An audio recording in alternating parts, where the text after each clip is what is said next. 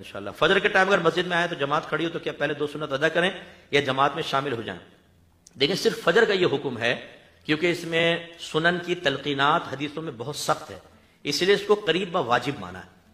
تو اس لیے اگر جماعت کھڑی ہو جائے تو پھر آپ کو پہلے تحری کرنی ہے، تحری کا مطلب غور و تفکر کرنا ہے، دل سے گواہی لینی ہے کہ کیا میں 2 سنت پڑھ کر جماعت کو پا سکتا ہوں یا نہیں۔ حتیٰ کہ اگر تشہد میں بھی آپ کو یقین ہے کہ میں مل جاؤں گا سلام سے پہلے تو 2 سنت علیحدہ پڑھے اور پھر جماعت میں آپ شامل ہوں۔ لیکن اگر آپ کو خوف ہے کہ جماعت ہی نکل جائے گی پھر سنت ترک کر کے پھر آپ کو نماز پڑھنی ہے۔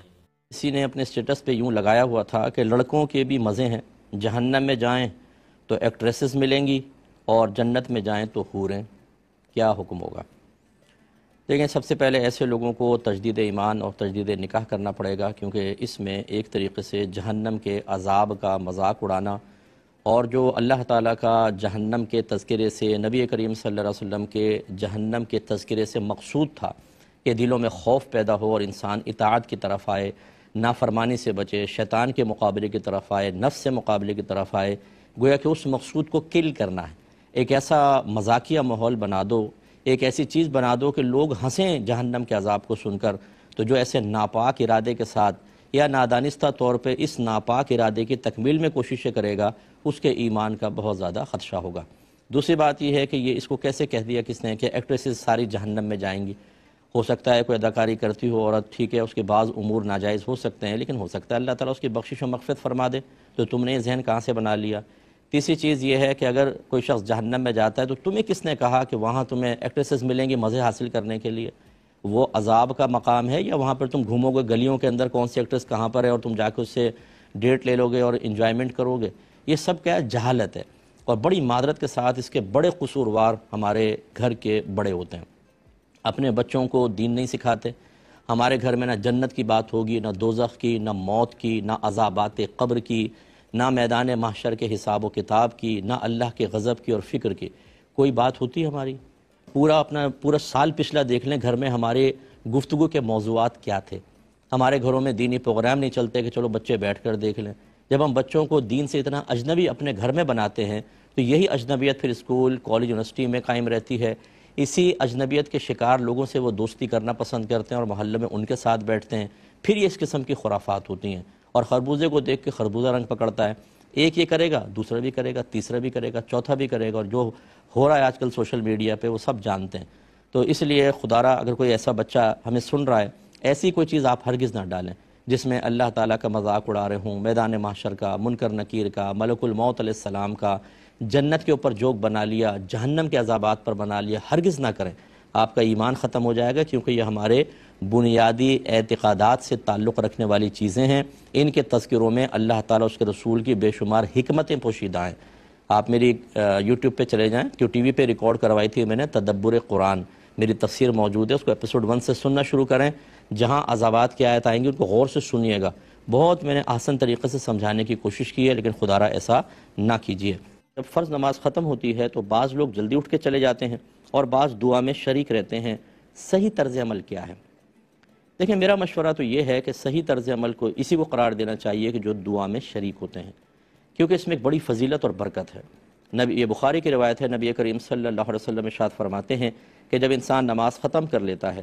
تو جب تک وہ باتوں میں مشغول نہ ہو جائے یا اٹھ نہ جائے اور دیگر چیزوں میں مشغول نہ ہو جائے یا وضو نہ توڑ دے تو ملائکہ اس کے لیے دعا کرتے ہیں، اور سرکار نے فرمایا وہ یوں کہتے ہیں کہ اللہم اغفرہ، اللہم ارحمہ، اے اللہ اس کی بخشش فرما دے، اے اللہ اس پر رحم فرما، جب تک کہ سرکار نے فرمایا وہ اپنی جگہ پر بیٹھا رہتا ہے۔ تو یہ بڑا فائدہ ہے کہ اگر آپ دعا میں شریک ہوتے ہیں 5-7 منٹ تک آپ کے لیے فرشتے دعائیں کرتے رہیں گے، اور ملائکہ کا لفظ آیا ہے، ایک فرشتے کا ملک کا لفظ نہیں آیا، ملائکہ جمع کے لیے استعمال ہوتے ہیں۔ اب یہاں جمع کا اطلاق کم از کم 3 پر ہوتا ہے، اب یہاں کتنے فرشتے دعائے بخشش و مغفرت کر رہے ہیں؟ اور یہ دعائے بخشش و مغفرت کرنے کے لیے فرشتوں کا تقرر کیوں ہوا؟ وہ اپنی مرضی سے کھڑے ہوئے ہیں؟ نہیں، اللہ تبارک و تعالیٰ نے مقرر کیا ہے۔ اور جب اللہ تعالیٰ فرشتوں کو یہ فرما رہا ہے یا گویا کہ ڈیوٹی دے دی ان کے لیے دعائے بخشش و مغفرت کرو، تو یوں یعنی یہ تو سمجھ سے بعید لگتا ہے کہ اللہ تعالیٰ فرمائے مغفرت کی دعا کرو لیکن قبول نہیں کروں گا۔ امید ہے کہ انشاءاللہ ان کی برکت سے یہ قبول بھی ہو جائے گی، اللہ کے کرم سے قبول ہوگی اور ہماری بخشش و مغفرت ہوگی۔ لہذا جو جیسی نماز ختم ہوئی ٹوپی لی، یہ پھینکی اور مسجد سے باہر نکل گئے، جا کے کرنا کیا ہے آپ نے باہر؟ اور اس پر یہ اگر کوئی دلیل دے کہ جی نبی کریم صلی اللہ علیہ وسلم نے تو اس طرح فرض نماز کے بعد دعا نہیں کی، بھائی دعا نہیں کی، اگر فرض کر لیں آپ کہتے ہیں ثابت نہیں ہے، تو دعاؤں کی فضیلت تو ثابت ہے۔ دعا کو مخول عبادہ قرار دیا، عبادت کا مغز۔ عیدین کے اندر اجتماعی دعائیں سرکار سے ثابت ہیں، تو اگر سرکار صلی اللہ علیہ وسلم نے دعا نہیں فرمائی فرض نماز کے بعد تو کیا منع کیا تھا کہ نہ کرو؟ یا کوئی ایسی دلیل دے دیں جس میں یہ ثابت ہو کہ سرکار چاہتے ہی یہ تھے کہ فرض نماز کے بعد دعا نہ ہو، یہ ثابت کر کے بتا دیں آپ، دونوں چیزیں بتائیں۔ نہیں ملے گی آپ کو تو فضیلت سے محروم نہ ہو، اگر کوئی نہیں کرتا آپ اس سے لڑائی جھگڑا بھی نہ کریں، آپ کم از کم فضیلت سے محروم نہ ہو، آرام سے دعا میں شریک ہوا کریں، انشاءاللہ بہت فائدہ ہوگا۔ امام صاحب کا جمعے کے 2 خطبوں کے بعد پھر کوئی حدیثیں وغیرہ بیان کرنا کیا حکم شرع رکھتا ہے؟ دیکھیں اگر یہ عادت مستمرہ نہ ہو، یعنی ہر دفعہ ایسا نہیں کرتے ہیں، اور بہت طوالت نہ ہو، کبھی کبھار کوئی مختصر حدیث سنا دی تو اس کی گنجائش نکلے گی، لیکن اگر ایسا نہیں ہے تو پھر نہیں کرنا چاہیے، کیونکہ ہمارے عرف یہ ہے کہ دوسرے خطبے کے بعد فوراً ہی نماز کا آغاز ہوتا ہے، تو اس میں پھر دیر ہوتی ہے تو لوگ بڑی بے چینی اور کوفت محسوس کرتے ہیں۔ میری اکثر یہ عادت ہے، میں ایسا کرتا ہوں کہ جب ہم صفیں قائم کروا لیتے ہیں سیدھی کروا کے، پھر میں بٹھا دیتا ہوں، پھر اس کے بعد اقامت ہوتی ہے، پھر جب میں اپنا پڑھانا شروع کرنے سے پہلے میں ضرور کرتا ہوں کہ آپ اپنی صفیں سیدھی کر لیں، موبائل سائلنٹ پہ کر لیں، اور یہ حدیث میں اکثر سناتا ہوں کہ یہ 2 رکعت ہمیں نماز اس طرح ادا کرنی ہے کہ اس میں دنیا کو کوئی خیال نہ لائیں، کیونکہ نبی کریم صلی اللہ علیہ وسلم نے فرمایا جس نے 2 رکعت نماز اس طرح ادا کی کہ اس میں دنیا کا کوئی خیال نہ لایا تو وہ گناہوں سے ایسا پاک و صاف ہو جائے گا جیسے آج ہی اپنی والدہ کے پیٹ سے پیدا ہوا ہے۔ اس کا فائدہ یہ ہوتا ہے کہ سب اس چیلنج کو قبول کر لیتے ہیں، کم از کم جمعے کی 2 رکعتیں تو خیالات سے پاک و صاف ہوں، اور بتا دیتے ہیں کہ پھر آپ جنت کا، دوزخ کا، آخرت کا، مدینے کا، مکے کا تصور کریں، یہ دنیا کے تصورات نہیں ہیں، دنیا کا خیال آئے جھٹک دیں اس کو، تو ہو سکتا ہے یہ 2 رکعت آپ کے لیے بخشش و نجات کا ذریعہ بن جائے۔ یہ میں ضرور کرتا ہوں، لیکن وہ مصلی پہ کھڑے ہو کر، اور اسی لیے کچھ صحیح ضرورت کے تحت اگر کوئی عالم دین کر رہا ہے تو ٹھیک، ورنہ اس کو عادت نہ بنایا جائے کیونکہ یہ عرف سے ہٹ کر ہو جائے گا۔ ایک انہوں نے کہا کہ یہ شاید پڑوسی ملک سے آیا تھا کہ کیا شادی شدہ عورتوں کے لیے گلے میں کالی موتی کا ہار اور پیر کی انگلیوں میں چاندی کے چھلے پہننا ضروری ہوتا ہے؟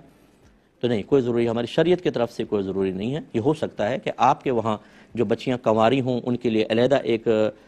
گیٹ اپ ہو، اور جو شادی شدہ ہیں ان کے لیے ایسی علامات مقرر ہوں،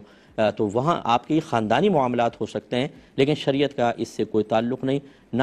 جب شریعت منع نہ کرے کسی چیز کو، نہ کسی چیز کی پابندی کا کہے، وہاں سختیاں کرنا، طنز کرنا، یہ بھی ٹھیک نہیں ہوتا ہے۔ بلکہ جو آپ نے کہا کہ پیروں میں چھلے پہنتی ہیں، فرض کر لیں وہاں عورتیں شادی شدہ، تو یہ غسل کیسے کرتی ہوں گی، یہ بھی ان سے ذرا معلوم کر لیں، وضو کیسے کرتی ہوں گی، اور خاص طور پہ اگر مطلب ہاتھوں میں جیسے بہت چھلے ولے چڑھا لیتے ہیں اور تیمم کرنے کی ضرورت پڑے تو ان کو اتارنا واجب ہوتا ہے، کیسے کریں گی؟ تو خلاصے کلام یہ ہے کہ خیر تو آپ نے پاؤں کا لکھا، لیکن ہاتھوں کا بھی بڑا مسئلہ ہوتا ہے، تو یہ ضرور خیال کرنا چاہیے، لیکن کوئی شادی شدہ عورت کے لیے ان چیزوں کا استعمال لازم و ضروری نہیں ہے۔